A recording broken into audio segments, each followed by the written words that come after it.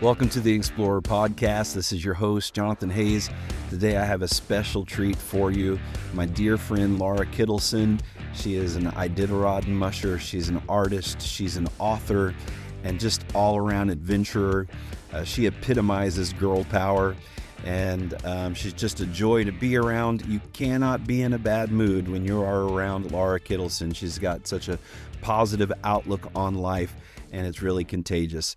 So I know you're going to enjoy this conversation. If you're enjoying this podcast, email us or drop us a line on social media. Let us know. Those words of encouragement go a long way. Without further ado, let's dive right into this conversation with Lara Kittleson, the great adventurer and friend. Let's start at the beginning. Your dad, I guess, had some adventures in Alaska, because I remember you telling me that you grew up listening to stories of his adventures in Alaska. You want to tell me about that and maybe start there? Yeah, well, when he was 17, he decided, he was in Washington State. That's where he grew up. He was 17, out of high school, and he wanted to have an adventure. So him and his buddies, they got a job in Alaska on a crab boat. So they were crabbing, and he got appendicitis, ended up in a hospital, and he remembers to this day exactly what day Elvis Presley's birthday is, because he had appendicitis in some remote Alaskan hospital listening to Elvis Presley songs on repeat. But I grew up hearing all the stories about his adventures in Alaska. He went back several times as an adult just to visit or for work. So by the time I was ready to graduate high school, I was ready for an adventure as well. And my dad and I are the dreamers. My poor mom, she wanted, Alaska was not the first option for her. But no, that was where it started, was hearing all those stories and wanting to see what Alaska was all about. Now, I had the joy of meeting your dad at the Copper Basin race, and Yeah. and I promised that I would keep him updated with text messages of how you were doing as you went. But we'll get to that a little bit later. So you came to Alaska, but you came to Alaska for adventure, but not specifically for mushing. So tell me how you kind of stumbled into mushing and how you found it, or maybe how it found you. Well, I'd never been dog mushing ever in my life, but I've always loved snow. That's something I always look forward to. I love the winter sports. And I was homeschooled growing up. So a big thing of our lives was always adventuring, exploring the mountains, being active outside. So that was also leading up to going to Alaska, along with Dad's stories. But it never really dawned upon me until my family and I were watching a Disney film called Eight Below. And I saw that film. It's a film with Paul Walker. He's an explorer researcher in Antarctica. And as a mode of transportation, researchers, they use sled dogs. And I saw that. It was a scene of sled dogs traversing a beautiful icy plain. And I said out loud, gee, I wish I could do that. And Dad said, well, what's stopping you? And it was at that moment, I was like, whoa, what's stopping me? I'm out of high school. Nothing. So at this point, Iditarod was pretty synonymous with Alaska to me at this point, because Alaska and Iditarod hand in hand. So I knew the CV family was pretty well known in Iditarod, and I'd always been told, if you're going to learn something, learn from the best. So I ended up writing Mitch CV, his kennel, a letter asking for a job, kind of entailing my resume. I'd never had a job at that point, but just living a lifestyle we had, I'd hoped that would be enough. Yeah. And a couple months go by. I sent it in February, mid-February. A couple months go by, no answer. It turns out I sent it a couple weeks before Iditarod. He was running, and it got lost in the fan mail. So I was wondering, okay, why aren't they responding? Maybe they don't like me. I wrote them an email, which I probably could have done to begin with, and ended up getting a reply from his son, Danny. And after a good conversation, they said tickets are cheaper if you buy them early. So bought some tickets to Alaska. That's awesome. And that's where it started. And so you started working for the CVs. They have really kind of the paragon of tour operations in Alaska. They do it right for sure. And so it's a great place to learn. But before we get into that part, I want to ask you, I want to just slow down a little bit and ask you about something that you've already mentioned a few times, and that is the spirit of adventure. Some people like you and I just have this drive for adventure, this hunger for adventure. And then there's a vast majority of people who just don't get it. They don't understand. So what is that spirit of adventure to you, and why is it important to you? And I was talking to my wife before I got on before I got on this podcast with you, and she said, I want to know how she became so epic so young.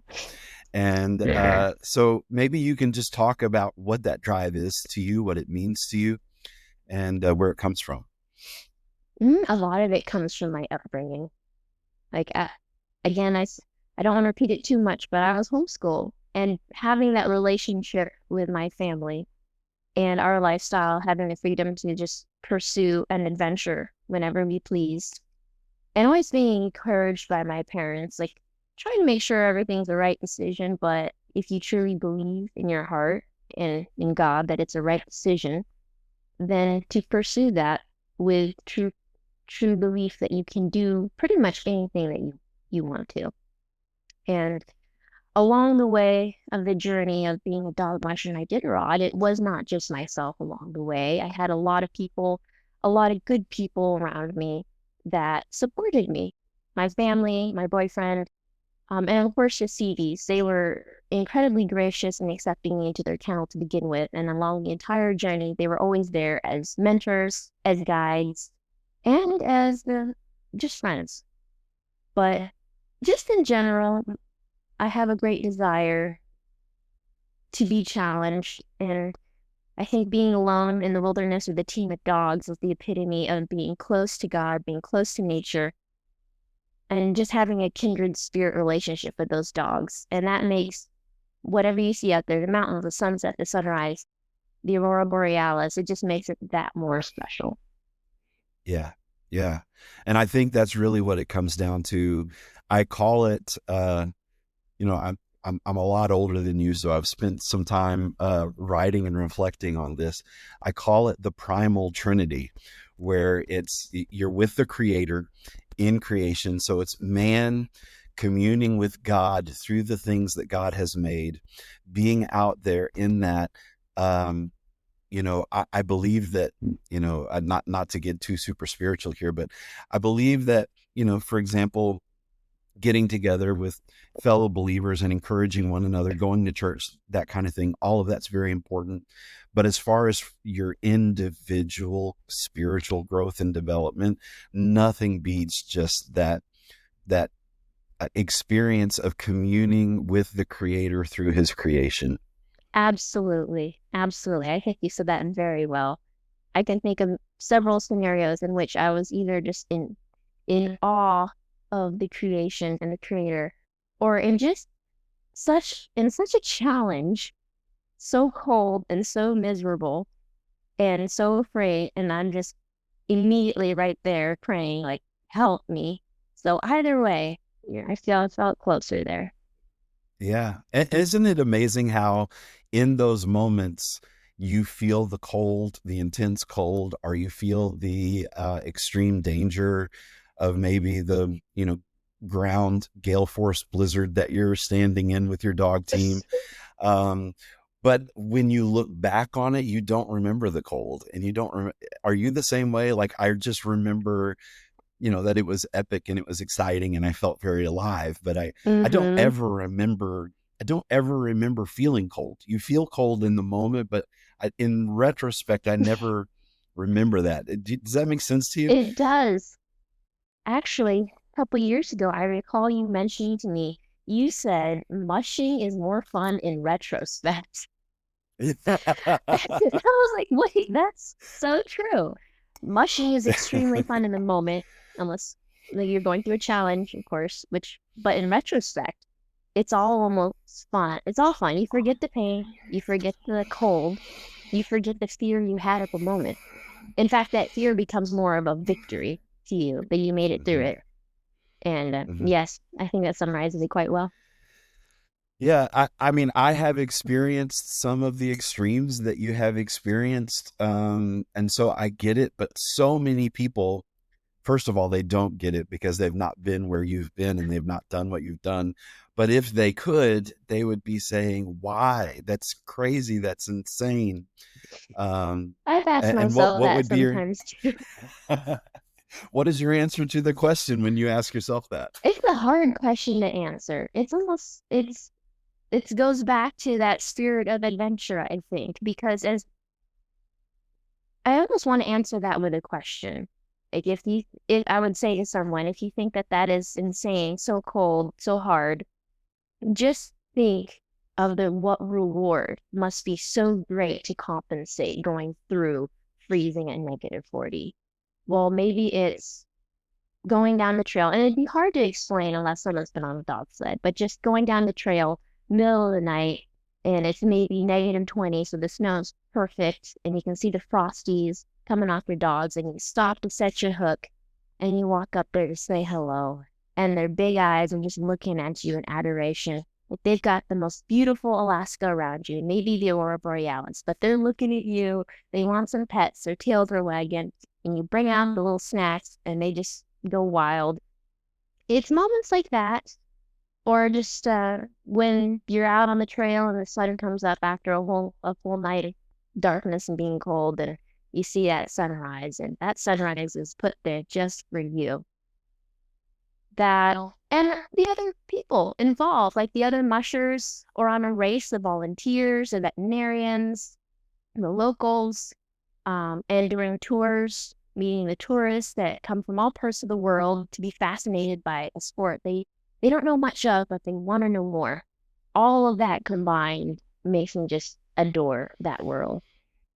Absolutely. Yeah. Well, so when you went to Alaska, you went because when you decided to move to Alaska and took the job with the CVs, you did that because you wanted to explore mushing. Did you have in your mind at that moment running the Iditarod, or were you just going to work with sled dogs? I went through a couple phases. On the flight up, my brain was, I'm going to do Iditarod. I'd never been on a dog sled. And then I started training with the CV kennel. It hit winter, and that's when I started to realize this is a lot more difficult than a Disney film. So I went through a big phase where I knew I needed to know more about the dogs. I was content just to go on training runs because I was nowhere near the thought process, the ability to consider running 1,000-mile race. To me, 150-mile series was the big thing. And then I about had a heart attack when I was signing up for the 300-mile race, which all those things were stepping stones on the way to Iditarod. But it wasn't until I believe my third season, and you were there. It was that winter, and you probably will get into it in a little more detail. But the Copper Basin, Mitch called me up and asked me if I'd run the Copper Basin as my first race, which, as you know, the Copper Basin is Epic. it's epic, and it's known as The epic. toughest, the toughest 300 miles in dog sled racing anywhere in the Yeah. world. Yeah. So when he called me up and asked me if I'd run that as my first race, it was very nerve-wracking, but no way could I say no. So 3 days before the race starts, I say, yes, I'll run the Copper Basin. And off we went, and literally had the shakes at the start line of the Copper Basin. A mile out, just burst out crying, like, oh my gosh, we're here. You did it. And that entire race was a learning experience. No, that was my second season, excuse me. And then first race, yes. And then the next season, the next winter season, I should say, so a year later. Um, oh, let's backtrack a little bit. I'm getting ahead of myself. So after Well, that, you had two 300-mile races that yes, first race season. Yeah. yeah. So I- I'll I'll give you my perspective on that. That's actually how you and I got to meet. And, God orders our steps. We all make plans. We all, plan our futures, but God orders our steps. And I thought I was going to Alaska to do 2 300-mile qualifiers and to learn from Mitch Seavey. And I did. I learned so much. He's such a great mentor. And still, I'm blessed every time he speaks into my life and gives me some of his wisdom and guidance. But just a couple days before I ran the Copper Basin 300, we were just doing a routine training run with the dogs, and coming down a ridge, I post-holed my leg and completely destroyed my ACL, tore my meniscus, and tore my quadricep, and that's when I was out. And so it was that moment where it seemed like God was preparing you for this big adventure that he had for you. And then I had already gotten to know you really well, because we spent a lot of time in the Musher's bunkhouse there at the Seavies. It's really hard to fall asleep when Caleb, my son, and you were watching the airplane movies. Oh gosh. from the early 1980s, and laughing your heads off in the other room. But man, I thought it was so great that you were going to be running that race, and I was hobbling around handling for you on the Copper Basin. But man, that's really, and I already knew you were a tough gal, but boy, you really tackled. I mean, your first race was the most difficult race in all of musherdom, and you handled it just like a pro. Well, it turned out well. I admired how you were still out there, because I knew your knee had to be pretty painful. But it was a great race, and such an honor to be there. Such an honor to be asked to run it. So it led up quite well. Yeah. And then we got to race together 2 weeks later. Yeah, the Willow. That was a lot of fun. I could not believe how warm it was. I was wearing rain pants the entire way with snow pants underneath, but still, that was awesome. Mm-hmm. It was so fun seeing a headlight in the distance and wondering, who's that? Is that Jonathan? Mm-hmm. Calvin had walked away from both of us and his team. Oh yeah. Oh yeah. He was eating up the trail for sure. Yeah. And it was nice. We were on that puppies, the CV puppy schedule. Mm-hmm. And I remember, I think it might have been Matt Hall or somebody pulled up to us at our first break. All three of us were at exactly where Mitch told us to break. Yeah.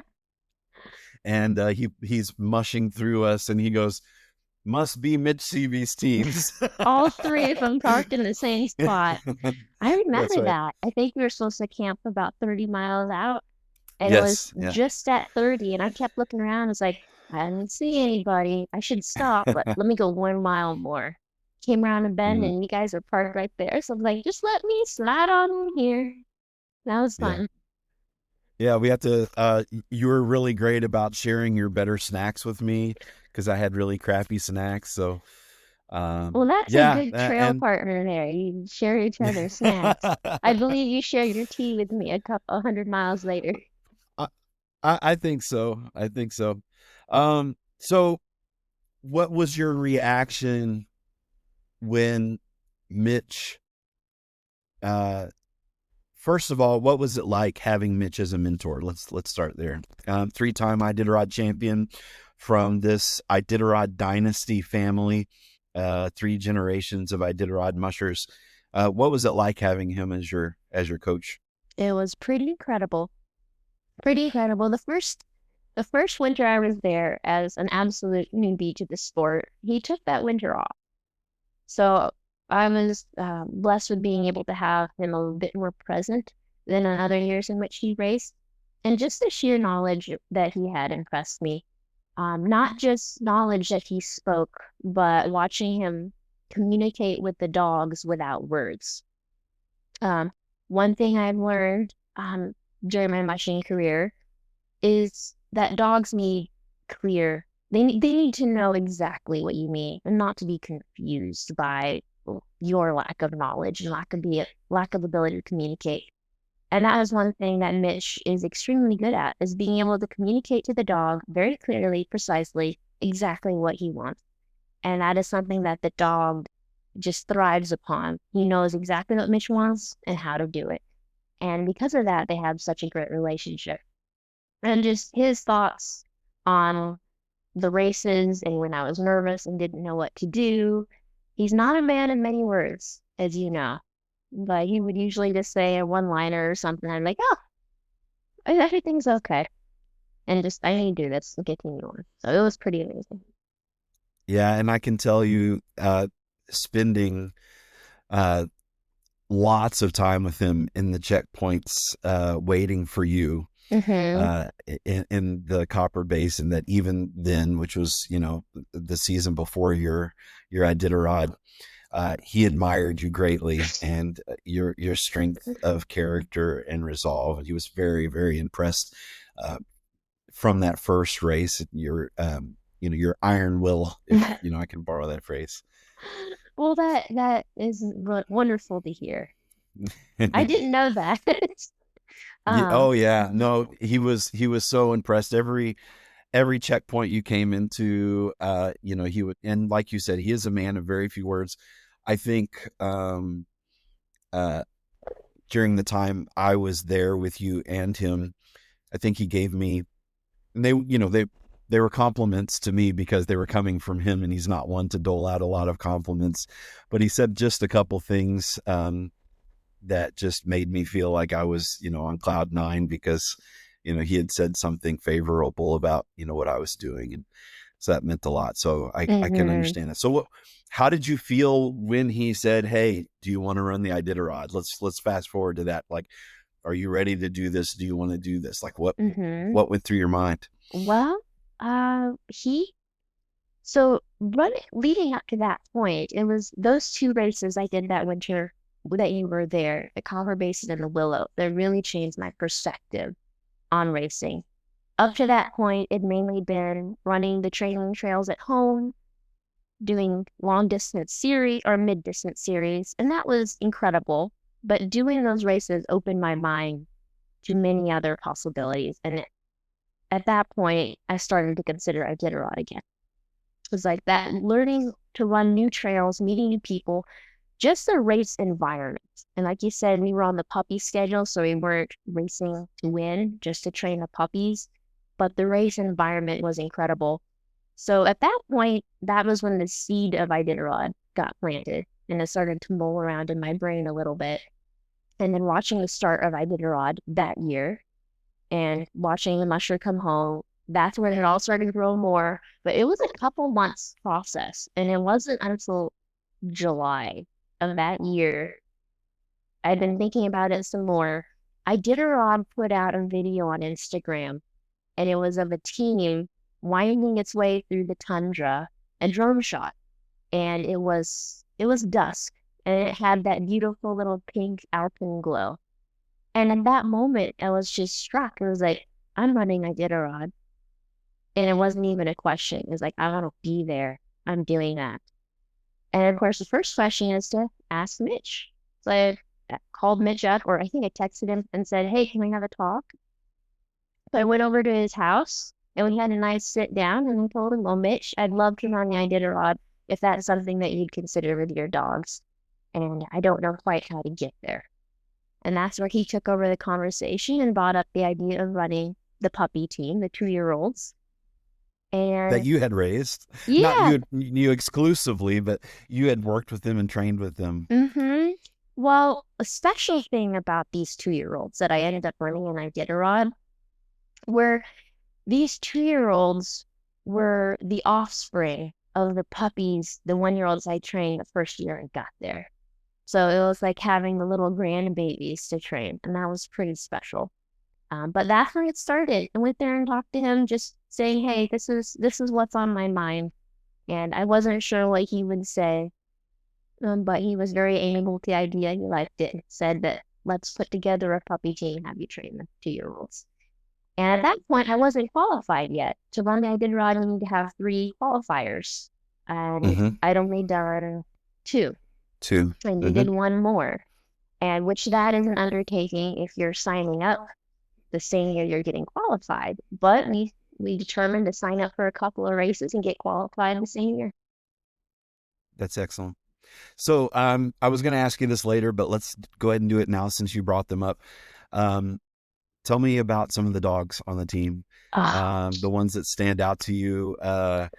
I loved when you crossed the finish line because, of course, I stayed up for it, and I was waiting for you to cross and watched it live, and you went down the line just like a proud mother, bragging about her children, and you introduced every single one of your dogs, and then you uh, in fact, you were just so bubbly and so upbeat that they said that they needed to offer you a job with the Iditarod Insider because you were doing such a great job.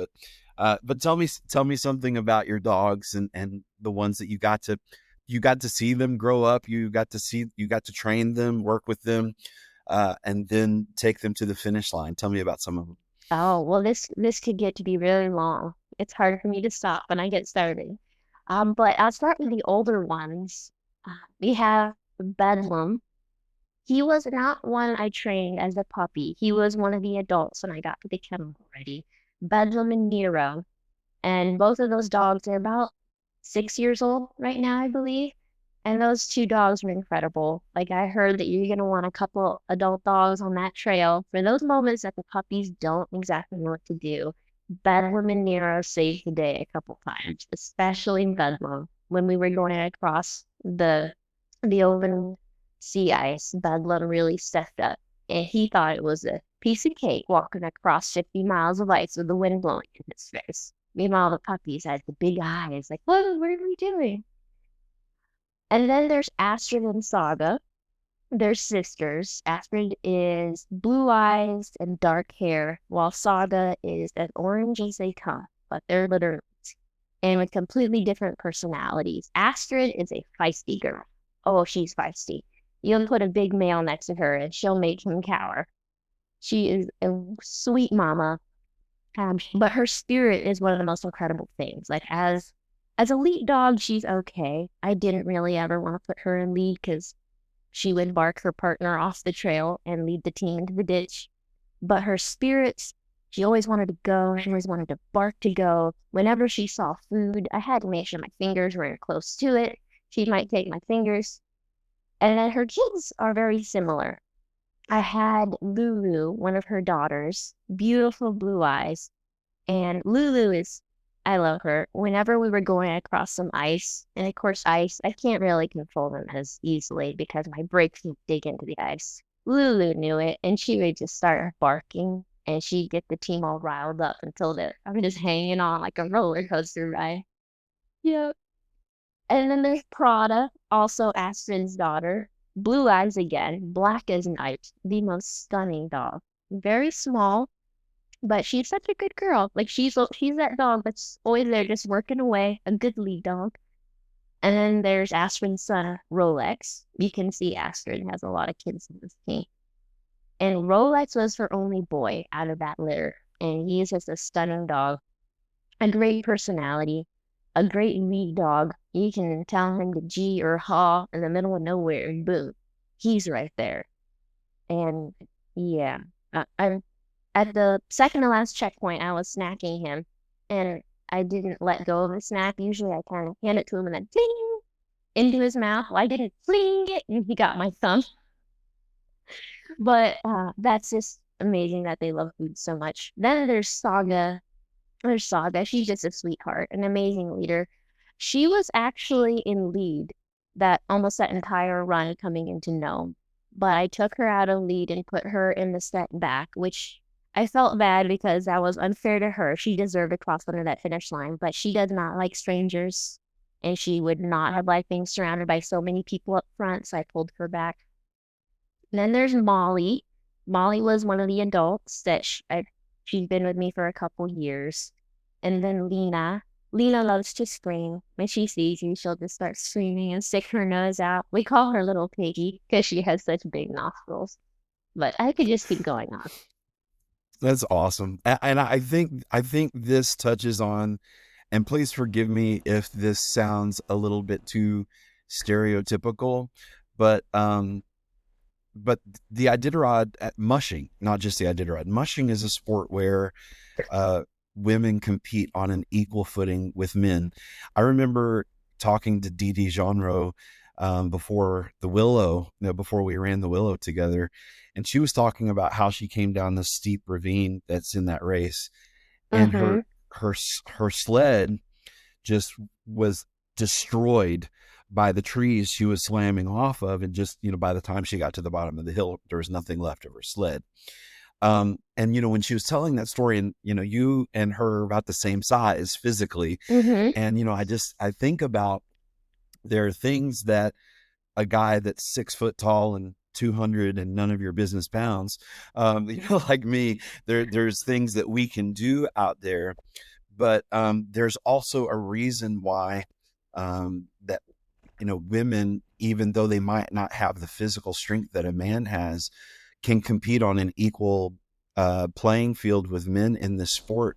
And I think a lot of it has to do, and you can correct me if you think I'm wrong, I think a lot of it has to do with what you were just doing, just that nurturing motherly nature that a woman has with her dogs, that men have to um, work a little bit harder at, because this is not just, it is a physical sport, and it does require a lot of mental fortitude and physical fortitude, but it is mostly a dog care sport. Mm-hmm. And I think, and while some men may excel at that, I think that is something that comes a bit more naturally to the women in the sport. What do you think about that? Yeah, I think the Iditarod could be considered, it's like the great equalizer. And that for every strength there's a weakness, and it balances out Yeah, very well. And I think you're absolutely right about that. Women just by nature might have a more nurturing attitude. But also, as an overthinker, you might overthink something too much, where the man just looks at it and says, this is that, move on to the next problem.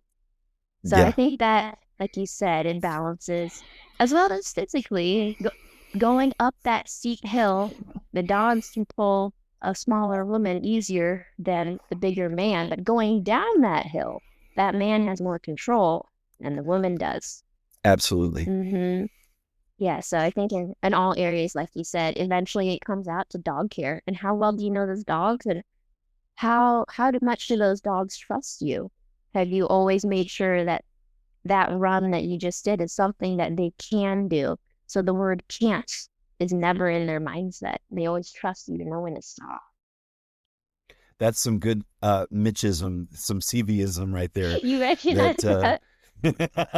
I did. Yeah, you because I mean, obviously, in addition to training with him, I've read his book, I think, a couple times, and that's one of his big things is setting them up for success, and never and making them think that you're never going to ask something of them that they cannot do. Mm-hmm, exactly. And then So that did you that see that? Go ahead. and I feel like that responsibility, of course, is on us. But yes, well, continue. So the Iditarod, your Iditarod, tell me about it. Tell me about the highlights.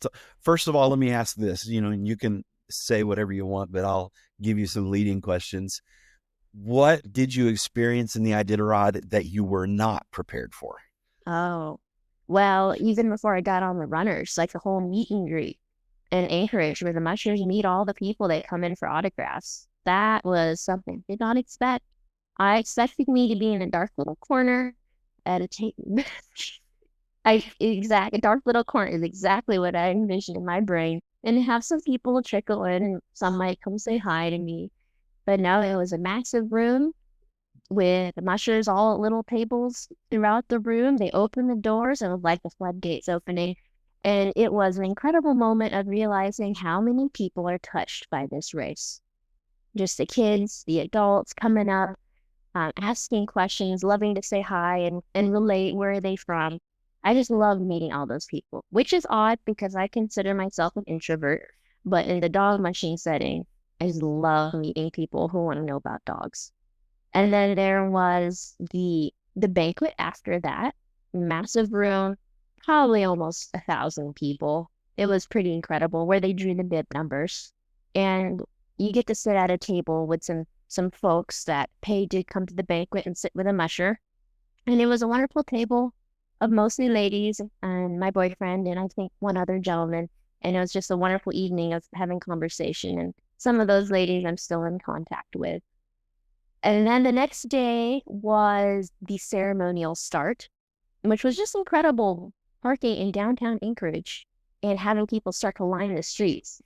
And my dad, who I say he helped start this journey and encouraged me along the way and would listen to me on late night talks. So I was like, oh, this happened and this happened. And I just rattle off my day.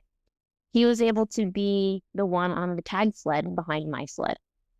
So that Oh, was very wow. special. My brother That and is. my brother and his girlfriend were there, so my entire family was there. And my brother actually helped run the team up to the start line.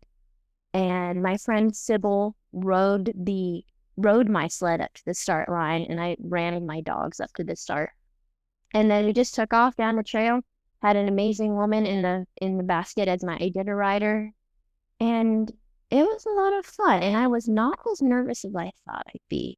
I was a little bit nervous, especially considering because I'd never had a tag sled behind my sled. That was not something we rehearsed, which probably would have been a good idea. But we took a few turns. We dumped on one, which we flipped over, and my Iditarod lost her phone. So we had to keep going a little ways, stop, and she went back and found it. Thanks. No, actually, she couldn't find it. She couldn't find it, so she hopped back in her sled and we took off down the trail. Turns out later they went back with their iPhone, find your iPhone, and found it. But there were so many people there. It was so much fun holding out your hands, trying to touch everyone's hands. I got handed a beer. I don't drink beer, so I just put it in the sled. The hot dog I took, though, 2 hot dogs. That was an amazing race. And then the next day, we went to Willow that evening, and that was where the restart was, the actual start of the race. And it was the most amazing start to a race because there was zero nervousness. And I expected myself to have the most unsettled stomach, to be extremely nervous, but that day was just absolute calm and peace. I knew everything was in its correct order, everything was in the sled bag, dogs were good, triple check everything. And it was just And you had departed from Willow in a race before. yes, the Willow. Exactly. So I knew exactly where I was for the first couple of miles. But putting together the team and going up to the race, it was just like hooking up a training run at home. I was just happy to be there. It was not a time for nervousness. It was like, I'm here because of the dogs, the training, and great blessings. It's time to enjoy this and not be nervous or scared.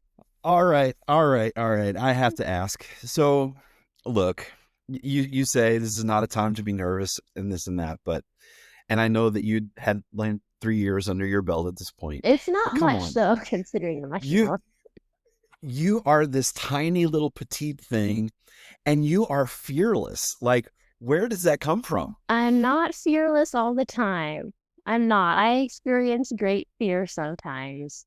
Um, but in that scenario, it wasn't just in that moment. I had perfect peace, and I was just thanking God how blessed I was to be there with the people I loved, with the dogs I cared about, on this dream of an adventure that people read about and couldn't even fathom doing. I do experience great fear, but in that moment, there was no fear. And that was the most amazing feeling. Awesome. So, let's talk about some of those fearful moments. Then, what was share with me? What was the most intense or dramatic moment for you on the Iditarod? Well, I think there were, well, for intense as in challenging, there were two moments that immediately comes to mind. The first one was only 3 runs in.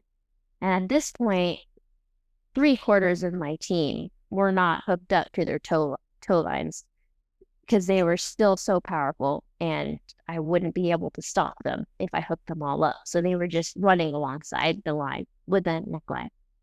And I recall I said Bedlam saved the day on the ice. Well, there's a reason why Bedlam wasn't put in lead until that ice. I had put him in lead on the third run, leaving Yentna, or it might have been Squintna. No, it was Squintna.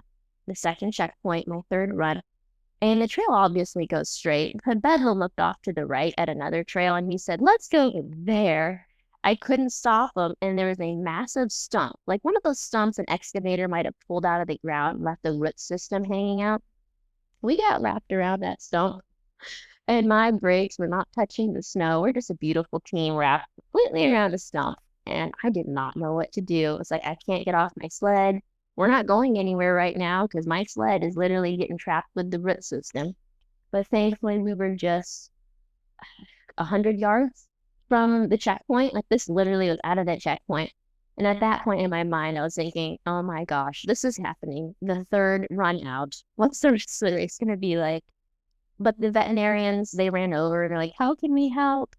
So they stood on the sled, and I pulled my team around, unhooked their tugs, more tugs, so they didn't have power.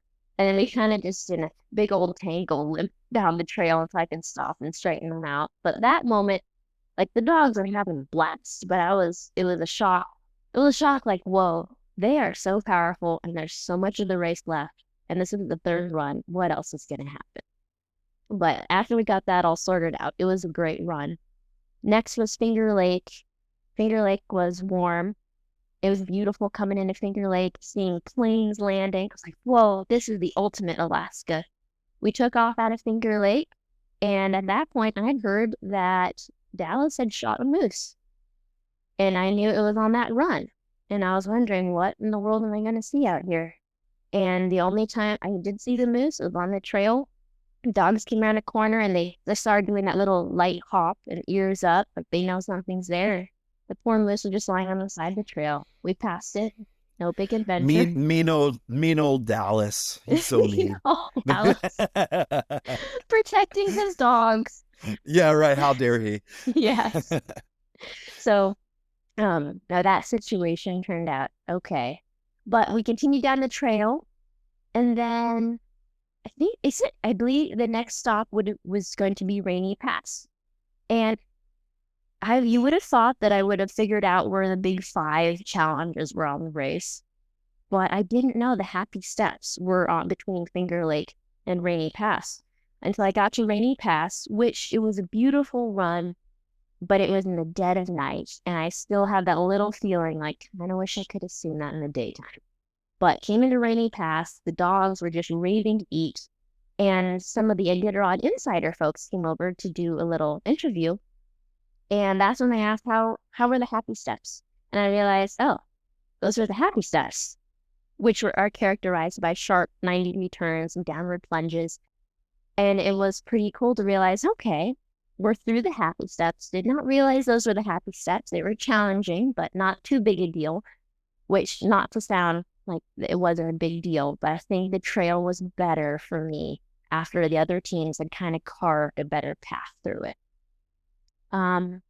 But then, let's see, the next moment, the biggest next moment that I can recall when it comes to challenging I think it was past Kobuk or Kaltag. I still don't remember.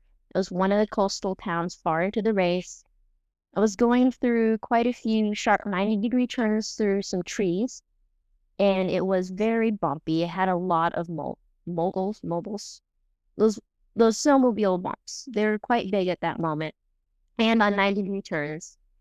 And my sled, we were going up and around a corner, and it was so slow and you can't drift it. And my sled tipped over, and I flopped over. And my first thought, of course, was always to get on top and ride it like a surfboard. But in this scenario, my leg got completely trapped under the sled. So I'm holding on to the handlebars, one hand on the handlebars, one hand, my seat is facing me right now. And I put one hand on the top side, one hand on the handlebars, one leg is completely under the sled. And I'm just thinking, if these dogs, they feel any sense of emergency, they're going to just speed up and go crazy. At this point, they had settled into a really nice pace and trot. So I waited until there was a next turn, and I wedged my body in the sled up to the turn and just said, easy, whoa, just very calm, hopefully calm. I'm sure it Like, wasn't as calm as yeah, that. they're like, oh, okay, we're making a stop. Exactly. Like, okay, are we gonna get snacks? So they stopped, and I righted the sled and hopped onto it as they felt the release and pressure and took off. So that moment was probably the one single moment where I was like, this might not be good. This might be bad. Mm-hmm. But that Mm-hmm. that was probably the biggest moment of danger in my mind. Well, that's exactly what took me out of the copper basin training, was having my leg caught under the tail dragger. But we Yeah. were going, but the bad thing was we were going downhill instead of uphill, because if we were going uphill, I'm so big, they would have just stopped. That was But a we were flying downhill, and yeah, that we was were an flying downhill and I caught. sorry, I Go think ahead, we're you were out of saying. sync. You first. No, I was just saying that was that having your leg caught underneath the sled can be a really, really dangerous thing. Yes. Yes. No, that was, I know the turn that you're speaking of, on which you had your adventure or misadventure. And that is a very challenging turn to take, especially going downhill. Like, I envision myself taking that in my mind. I'm just like flipping down the hill. So, what about memorable moments? I remember you described shortly after the race, you described one to me, but I don't want to limit you by bringing that one up. But, what was one of the most magical moments for you on the trail? There were a lot. It's very hard to leave that to a couple stories. The first one was just the first one. Just a magical moment of just being out on the trail, seeing so many snowmobiles out for 30 miles coming to say hi. One guy yelled, "Hey, are you hungry?" And I said, "Yeah." So he ran up with a bowl of chili. So I was just eating chili going down the trail. Um, and then every run was like an adventure, a new adventure. Like every run was memorable. I feel like that race, I got really tired sometimes, but it wasn't as controlling as, say, on a training run at home, because that tiredness was combated with the excitement of the next mile. Yeah, so what's around the corner? But specific moments that stand out, further down the race when we reached the coast, it was Unalakleet. Hopefully I pronounced that right. Calvin, Doherty, and I were running together at that point. Not on purpose, just we happened to be at the same place. We're from the same kennel, so it was a happy coincidence. We're going down the trail. We climb up a mountain. My girls, so I had 16 dogs that I started out with. I sent a couple home at this point, but 12 of those 16 dogs were females. 7 out of 12 of those dogs came into heat on that race. So that's Isn't it quite wonderful? it's amazing. Well, I had a mostly female team, so it didn't affect me too much. I just put the boys in the back and let them chase the girls. Mm-hmm. But Mm-hmm. Calvin had an all male team.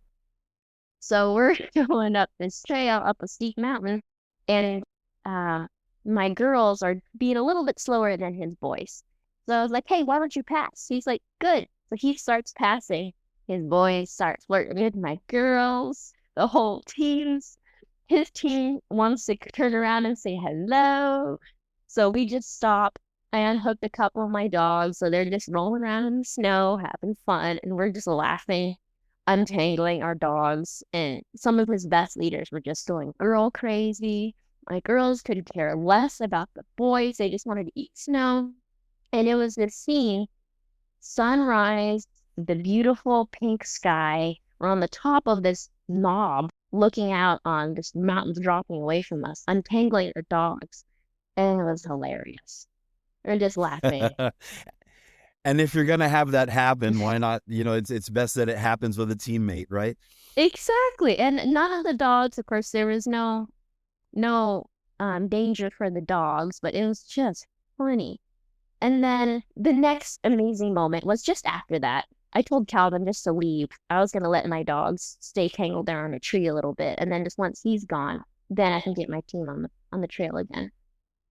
But it was about 10 minutes later, after winding through this mountain, we come out on the other side, and I saw the coast, and it was just like a frozen ocean. And I could see Calvin way down below. His team was winding down onto the sea ice, and it was just the most amazing sight. And we made it to Shaktoolik that evening, and it was just so cool. I'd never been on that much of ice with nothing else around you. And then the run from across that 50-mile stretch of sea ice, it's probably one of the coldest runs, the coldest run I've ever had. I had on, thankfully, I borrowed from Calvin one of those white windbreakers. Yeah. I forget the brand, but they don't make them anymore, but they are like gold for mushers. I've heard. I've never used them before, but Calvin had them. He wasn't going to use them. And I asked if I could put them on, and it was like wearing a dress, but I was thankful for that. It was cold going across. I ran with Anna Hennessy across because you're supposed to partner up. And at that point, the first couple of miles was a little bit harder. And I would have thought with the sea ice they would have flown, but the dogs, the young ones, they were uncertain. They'd never been out on sea ice with no trees, no snow, no mounds along the way. It's just flatness. And they were uncertain. They didn't know what to think of it. So that's when Bedlam got put up in lead. And that good dog, he put his head forward and trotted along. And after a while, the puppies started to realize we're okay. Bedlam's okay. We just went across. And I was extremely cold. Perhaps the coldest I'd ever been, except for the night I camped at -40 out on the trail. But it was cold, but the sunset was just beautiful. It was like I was in the sunset. The hues that went from purple to blue to orange, a little bit of red and pink. I was in the sunset, and I got a picture of it. And my fingers felt like they're about to fall off, but it was so pretty. I had to take a picture of it. And that was one of the memorable moments. Another moment further on, leaving a checkpoint. I think it was the next checkpoint. I left that checkpoint at 4 a.m. and at 8 o'clock, reached the coast again because you leave the coast sometimes. And just when the sun was coming up, and everything was gold. And it felt like it was such the richest moment. And then a little bit further, it was the third to last run going into White Mountain. It was still many, many miles out from White Mountain. And I looked off to the right because I'm just bouncing down the trail, enjoying the view, wearing my massive white windbreaker, thinking about which snack I would be willing to eat to take my hands out of my mittens. And I look over to the right and I see a dot. It was an animal, but I couldn't tell what it was.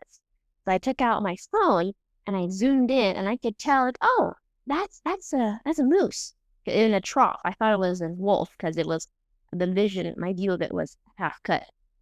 And then I realized I'm looking at that moose through my phone. There's a fox staring at me. There's a fox just sitting there staring at me. And then he starts to run along the team, and he's still a great distance off. But he ran along for a while, and then he took off.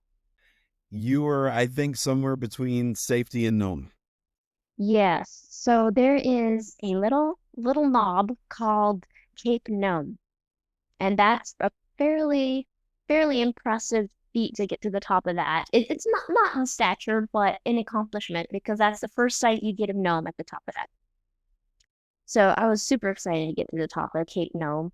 I left Safety, which is more of just a little stop to snack your dogs. It's the last place that you can leave a dog if they don't feel good. Left Safety 20 miles out. Had a moment of just extreme excitement, happiness, and cried a little bit because it was just overwhelming. And then was back to being, this is great. Was so excited to get up to Cape Nome. Came around a corner at the base of that little mountain and looked at the trail and realized there's a muskox right there standing in the middle of the trail. I set my hooks and we just sat there. The dogs are barking. And we never really realized that muskox live in Nome. Just never had that thought process. So we just sat there and stared at the muskox. And he kind of lumbers around, looks at us, starts walking towards us. And he's still a couple hundred yards away. And I pulled my hooks a little bit because sometimes, especially if it's a moose, you can kind of nudge them off the trail if they don't feel threatened. But we start, and then so I pulled the hooks, went up a little bit more, stopped the team. The dog kept barking, and I could tell Mr. Muskox, he owned the trail, and he wasn't about to want to share it. Like, okay, all I want to do is get to the top of this Cape Nome. But the cool thing was there was a lot of snowmobile tracks that wrap around the mountain. So I just asked the dogs to turn right on one of those snowmobile paths. So now we leave the nice set trail and we're just floundering up this mountain. Mr. Muskox was on a perfectly groomed trail just watching us. It was it was very fun. Got to the top of that mountain and there it was. It was Nome. Amazing. And so I sat there, let Saga go, let her wander around because I had to pull her back off of lead. And she just rolled around in the snow, gave the dogs some pets, and told them, look at this. This is what we've been working for. And of course, they didn't know what we were talking about, but it was an amazing moment just to sit there with them. Some planes flew over. Whenever planes fly over, I hold out my arms and do this. And on the dog sled, like at the start of the race, I'd do that, and the planes flying over, they would start waggling their wings. I did that to a few, and then That's it's like, cute. okay, let's finish this. And we took off down the mountain. So do you feel like that was your personal finish line there at Cape Nome before you came down Front Street? It was I had two finish lines. It was that one was my personal, private. That finish line was for the dogs, really. Because at the finish line in Nome, you can talk about them, you can give them a few pets, but there's not a massive amount of time to just sit there, turn them loose, and hang out with them and just look around and feel what you've done. So that was a finish line for the dogs. And then I pulled the hooks and headed towards Nome. It was still about 11 miles. At that moment, the perfectionism clicked in. How did the dogs look? So I started stopping every couple miles to fix toe line, neckline, booties. And every time I stopped to put a new booty on, someone would fling theirs off. So everyone at home was wondering, is everything okay? Because they could see my tractor, that I was stopping so much. And of course, I'm hearing about this later. But they were hoping everything's okay. But everything was perfect.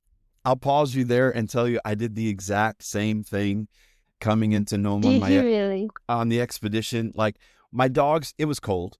My dogs didn't need their coats, but I knew there was going to be Mm-hmm. camera people there, and it was the end of the expedition, so they were going to be, filming me crossing into Nome on Front Street. So I stopped the team, put the coats on the team, and then I started Yeah. mushing, and then I was like, this is so stupid. My dogs don't need these coats. They don't like the coats. They don't want the coats. I'm putting I'm putting them on just for like the pretense so that, so I stopped again, Yeah. took the coats off the dogs. You took them off. Oh yeah. I was like, no, this is stupid. So I was doing the same thing that you did coming into Nome. I was overthinking everything. Yeah. Mm-hmm. Yes. Oh, I can't wait to hear more about your expedition. But it was similar in that aspect of perfectionism. And the cool thing about it was after 1,000 miles, I was wondering, how are the dogs going to feel? Are they going to come into Nome looking very tired, very sad? Well, I was supposed to keep the puppy team at around 8 to 9 miles an hour, depending on the conditions. I was having a hard time holding them at 11 coming into Nome. They were going home. They knew that something was coming. They could smell it. And then a mile out, I passed a trooper, and we were on the coast at this point. Passed a trooper. His car is parked up on the berm. And at that moment, they turned on the fire alarm. And I could hear it just rising out of the city. Just, ooh, it sounded like a ghost. I was like, whoa, we're a mile out. And that was for you. Follow the Yeah. coast for a little bit. The town, it was. And that was just Yeah. an awesome feeling. Yeah. The town now is just built on it seems like a massive snow berm. I'm sure it's land. The town is built just right on my right.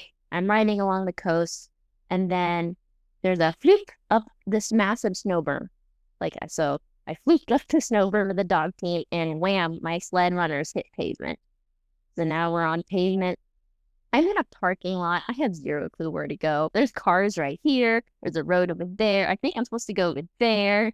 So I was just quiet. Let the dogs smell the trail. So we like zipped between a building and some cars, and we swung out. It was like a drift, just like a Tokyo drift out on Main Street.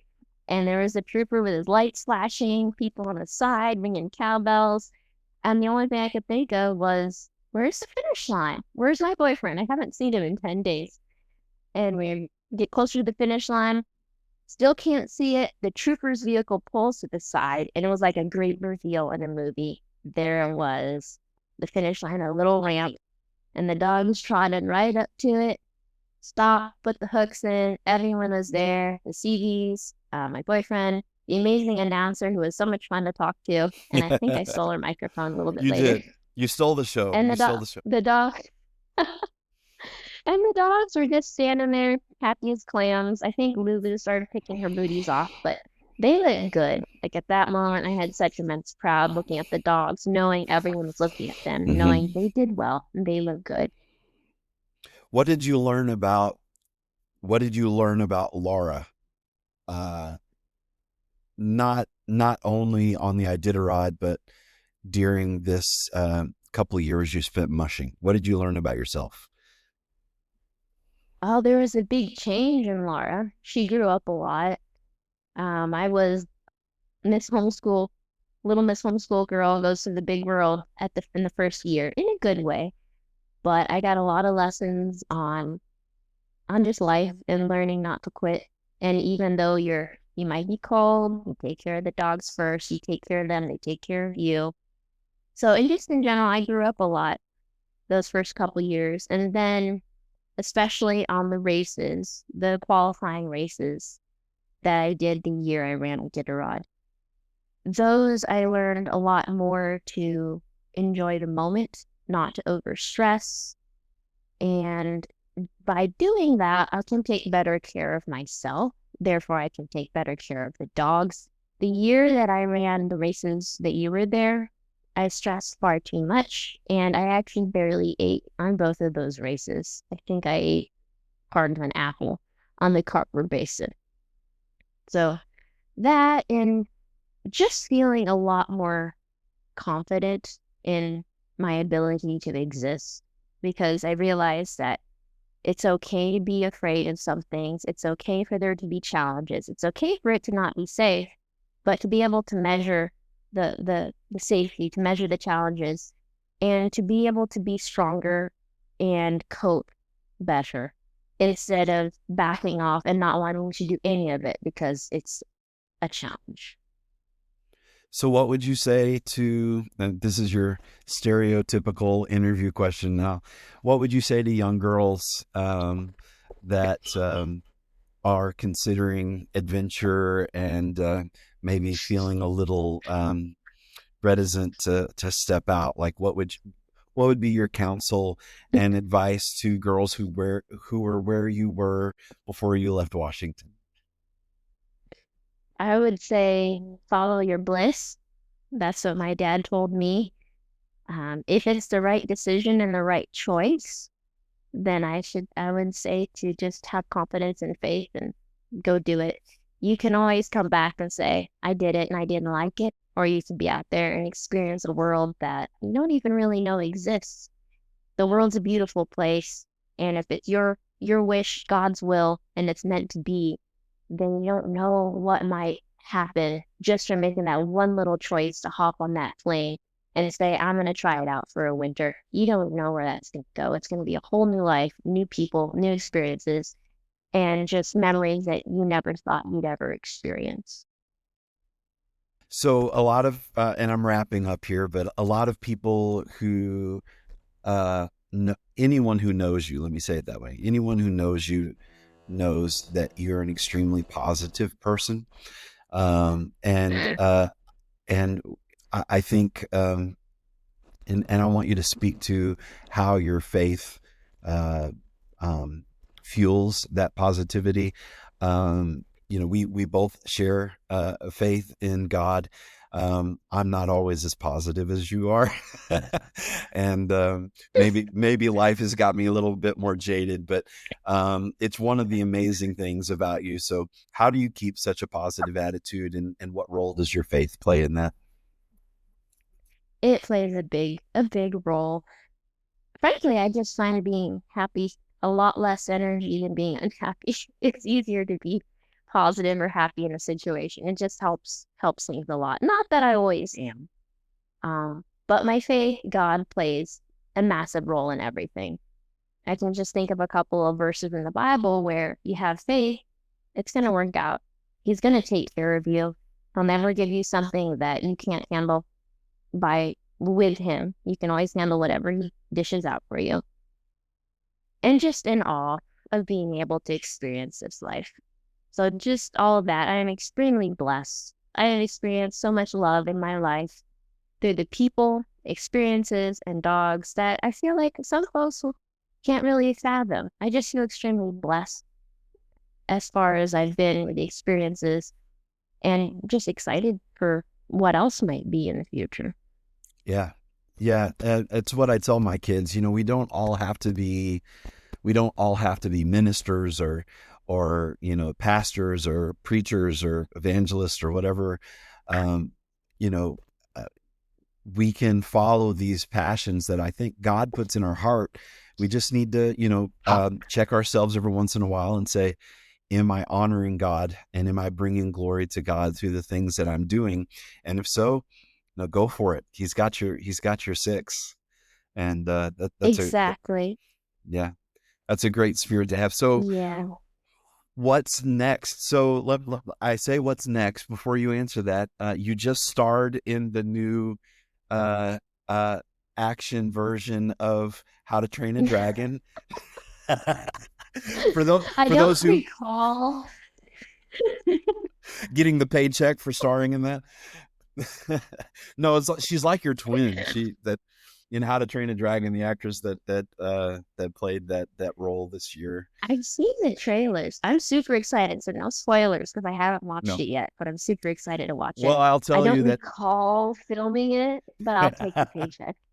if you've And the seen the dragon. if you've seen the animation, you won't be surprised. It's exactly the animation, just live action version. But so you're not mushing. Do you see mushing again in your future, or what does that look like? Oh yes. Yes, I see meshing again. I'm not sure if I'd ever do it again, like full time, devoting the entire winter and summer to it. But meshing will always be a part of me. I have some very dear friends that are still competitively meshing that I would just love to do some races with them, help them train their dogs. So yes, mushing is definitely in the future. I don't know to what extent, so don't be expecting to see Iditarod 2026 on here. I just want to go and hang out with some dogs, scratch some noses, or whisk down the trail. Does not have to be on a race. So Hmm. what is next in the immediate future? What you're an adventurer, so what are you thinking by way of adventure right now? Well, real estate is now an adventure because I know nothing about it. I feel completely out of my league. Oftentimes, I wish I could still wear my Duluth pants that have stains and dirt on them and smell like dogs, but it's a whole new adventure, a whole new world. So to me, I'm getting acclimated in that. I'm in Montana, so there's a lot of adventure to have in Montana. Go to Glacier, do a lot more swimming. I miss swimming, but I also think visiting and heading back to Alaska at some point is going to be in the future. So at this point, it's an adventure because it's unknown. That's awesome. That's okay. That's awesome. Hmm.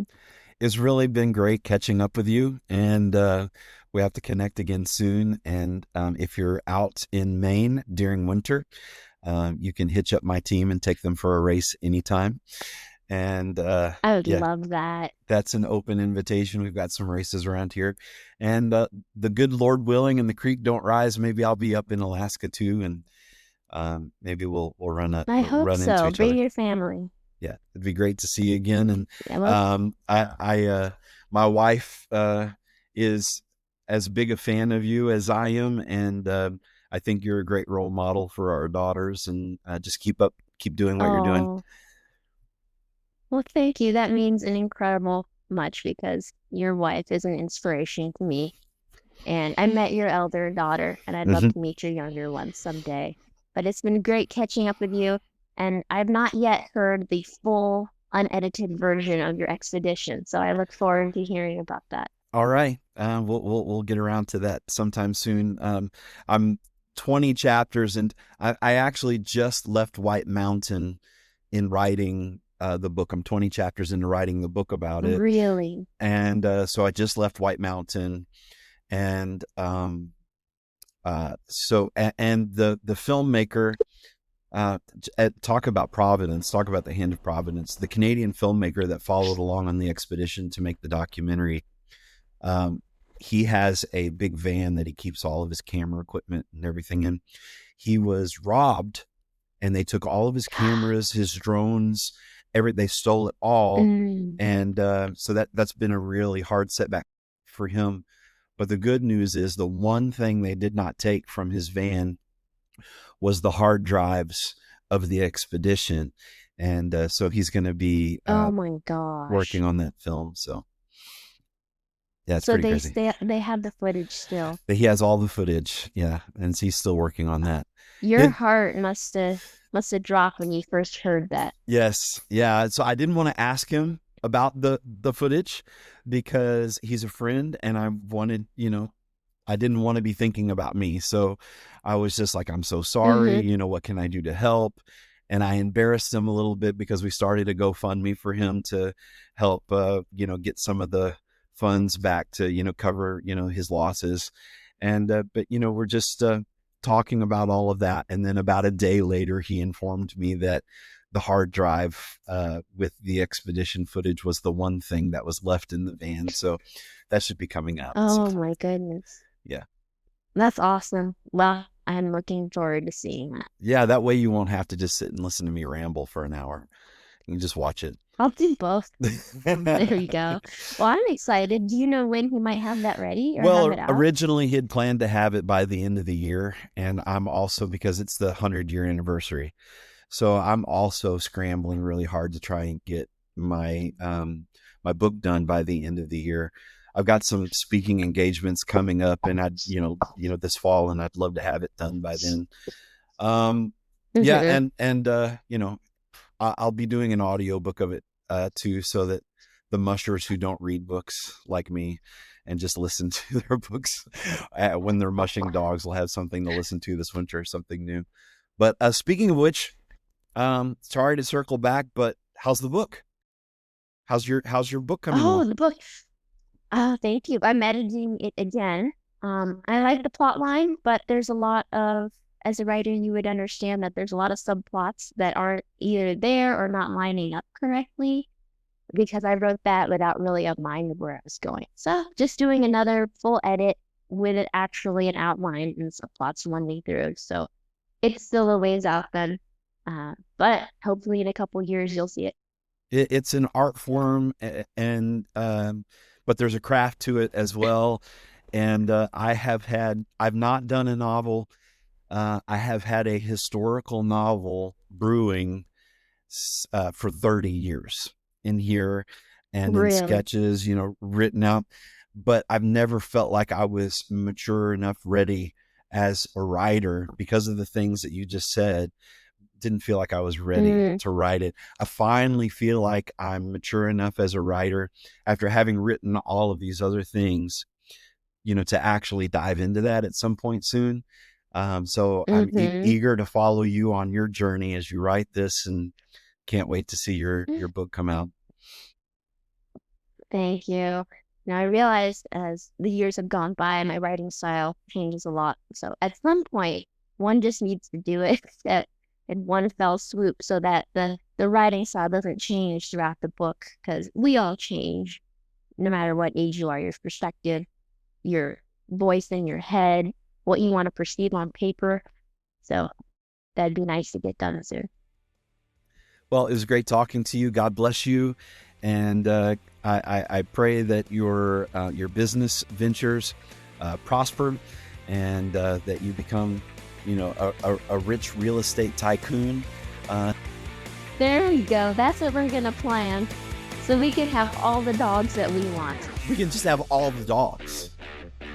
Just all all of the it. dogs. I'm gonna call Mitch and buy that exact team. That's right. I want all the dogs. Yeah. Just all of them.